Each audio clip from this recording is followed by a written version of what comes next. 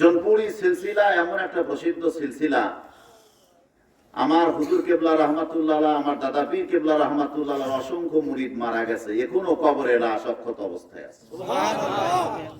কথা বুঝতে পারছেন? আমার মুর্শিদ কেবলা যিনি ছিলেন 6 বছর সুন্দরবনে আল্লাহর জেকেরে ছিলেন, 6 বছরের মধ্যে কোনো খানা খান নাই। বাঘ ভাল্লুক সিংহ চতুর্দিকে ওনাকে রেখে ওনা আল্লাহর জিকির করছেন।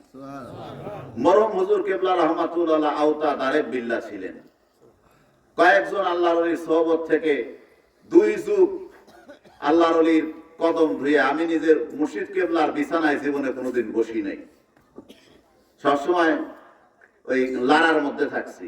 অন্য সব লোকদেরকে নিয়ে এত খাওয়াইছে, আমার খাওয়ার কথা কয়নি। সারাদিন ঘুরাইছে, কথা বুঝতে পারছেন? ঘুরে ঘুরে অসুস্থ হয়ে গেছি।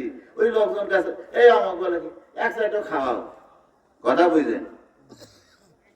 কিন্তু শেষে দেখা গেল হুজুর বলল, বহুত বড় বড় দেওবন পাশ আলেম, আলিয়া মাদ্রাসার প্রিন্সিপাল, হুজুর বলতেছে এই আখলাক কোথায় রে? বলে হুজুর আমি এই জায়গায়, এখানে আসো, আমার এই পাশে বসো। হুজুর আপনার বলে বসো। বলে এ লোকজন শোনো, আমার অবর্তমানে এই আখলাক থাকবে। এটা আমার কথা না, হাজার হাজার মানুষের তো হুজুর কেবলা রহমাতুল্লাহ হাজার হাজার মানুষের মধ্যে ফকিরের নাম ঘোষণা করছিলেন। কথা কি বুঝতে পারছেন?